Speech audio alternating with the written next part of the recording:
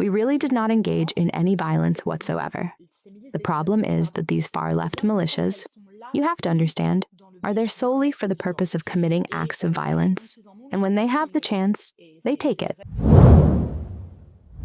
Once again, the far left has struck, this time in Lyon, France. On Thursday night, February 12th, the Nemesis Collective, a feminist group defending women's rights against threats from mass immigration and radical Islam, protested outside Sciences Po Lyon during a talk by anti-Israel activist and La France Insoumise MEP Rima Hassan. The demonstration turned deadly when Antifa militants attacked them violently. Quentin, a 23-year-old man allegedly providing security for the female activist, was brutally attacked, knocked down, his head striking the pavement, then repeatedly kicked. He suffered a severe brain hemorrhage, was placed in an induced coma, and tragically succumbed to his injuries.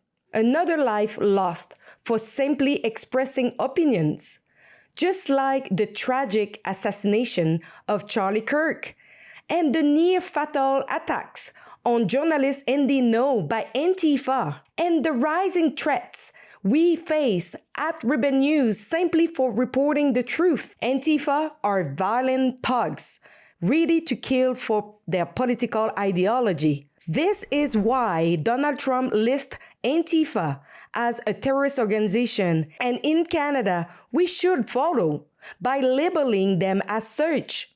Sign our petition now at stopantifa.com, and today I'm joined by Matilda, spokesperson for Nemesis, who spoke with the collective in Lyon about the details of the attack. My name is Matilda. I have been part of the Nemesis Collective for 6 years now, since its creation. I am one of the co-founders, along with Alice Cordier, who is our president. The Nemesis Collective was created in 2019 because something was missing from contemporary feminism, or at least from the feminism that existed in France at the time. Certain issues were not being addressed, particularly street harassment and the impact of immigration on women's safety. So we were created in response to what we saw as an incomplete feminism. We draw the connection between immigration and insecurity, and we denounce all profiles of aggressors. We are a feminism that could be described as right-wing, but above all, we see ourselves as a common-sense feminism. Last night, you had a demonstration that got out of hand. You experienced an attack carried out by Antifa. Can you tell us about it? Last night, some of our Lyon activists, there were 7 of them, went to a meeting at the Institute of Political Science in the city of Lyon, a meeting where Rima Hassan was speaking. Rima Hassan is a French member of the European Parliament from a party called La France Insoumise, which is a far-left party in Parliament. She was holding a meeting at that school, and our activists went there with a banner to denounce the far left. A group of Antifa members first attacked our activists. One of them was violently thrown to the ground and strangled. She ended up in the hospital. Alongside this, there were about 15 young men, nationalist activists, who were accompanying our female activists to ensure their safety and protect them from attacks. But unfortunately, what happened was that at the same time as our female activist was being assaulted, these activists were also attacked by Antifa members. They were chased, and 2 of them were caught. One was beaten quite violently, but remained conscious. The other was knocked to the ground, and his head struck the sidewalk very violently. He was then kicked in the head and body. He managed to get back up and walk a few meters before collapsing unconscious. Emergency services arrived to pick him up around 7:30 to 8 p.m. He was taken to the hospital, and there it was discovered that the brain injuries were extremely severe. He was placed in an induced coma. He is currently in a state of brain death at the hospital. A priest has since come to administer last rites, the final sacraments. It should be noted that he is a young man of only 23 years old, so he is extremely young, obviously, which makes this particularly tragic. That is what happened regarding the events. How are the others who were with the young man doing? Most of them managed to leave, and the second young man who was also assaulted was the one who called for emergency services. I have to admit that I believe his injuries are fairly superficial. He was not hospitalized, so as far as I know, he is doing relatively well, aside from the shock, of course. Our activists are also completely traumatized by this extreme violence and by what was, unfortunately, an attempted homicide, which may soon have to be described as homicide, since there is very little chance that the young man will survive. Do we have any information about the assailant of the young man? So we don't know exactly who the main attacker is. There is an investigation that will determine that. What I can tell you is that our activists recognized a man who was among the group of Antifa members who carried out the assault, since several of them were attacking this activist. Among them, our activists identified a man named Jacques-Henri Favreau, who is the parliamentary assistant of Raphaël Arnault, himself a member of parliament for La France Insoumise and the leader of a far-left group called La Jeune Garde, which was dissolved by the Council of Ministers not long ago. They have since filed an appeal before the Conseil d'État. They were actually supposed to have a hearing earlier this week to determine whether the dissolution would stand.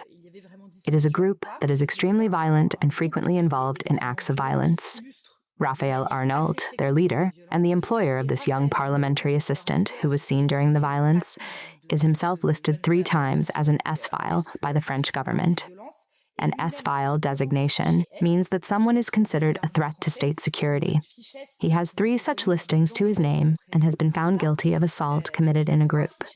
He was sentenced to a suspended prison term for that offense. Why does France have so many people who adhere to the Antifa movement? It shocked me when I went to France and saw so many people present who identified as Antifa, and several of them destroyed and vandalized public property. I simply believe that there is extreme impunity on the part of the French government, which allows them to act, even though, as I said, they are repeatedly involved in acts of violence. In fact, these people are never held accountable.